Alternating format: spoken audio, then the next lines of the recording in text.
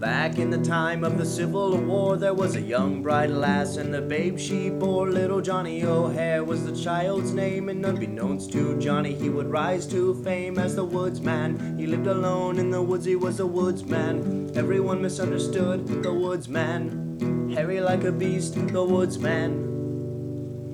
Then one day, whilst playing in the yard, young Johnny saw a curious creature from afar. He followed its trail and followed its sound. Little Johnny O'Hare was never to be found. He was a woodsman. He lived alone in the woods, he was a woodsman. Everyone misunderstood the woodsman. He barely had any teeth, the woodsman.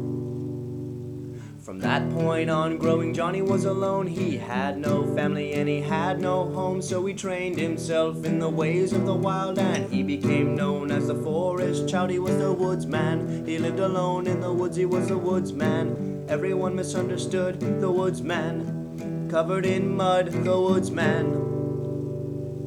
Years went by and older Johnny got, and his poor old mother, well, she forgot about the babe she held so small in her hands. By now he had grown into a burly man, he was the woodsman. He lived alone in the woods, he was the woodsman. Everyone misunderstood the woodsman. He had a scar across his eye, the woodsman.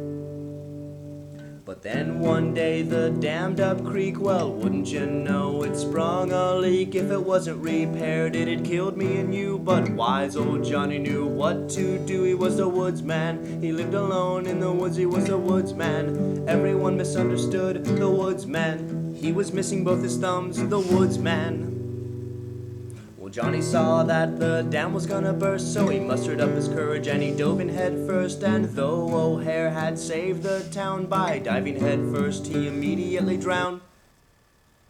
He was the woodsman. He lived alone in the woods, he was the woodsman. Everyone misunderstood the woodsman. His body plugged up the dam, the woodsman. He was the woodsman.